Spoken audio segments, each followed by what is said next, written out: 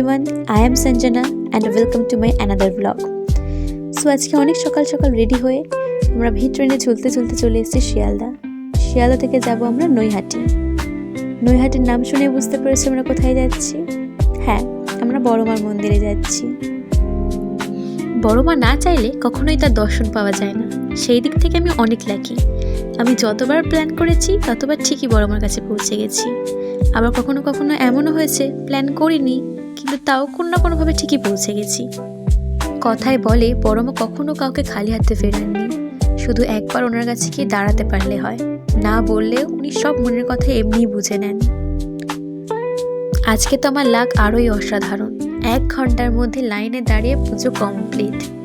আর এই হলো বড়মা, যাকে দেখার জন্য এত দূর থেকে আসা।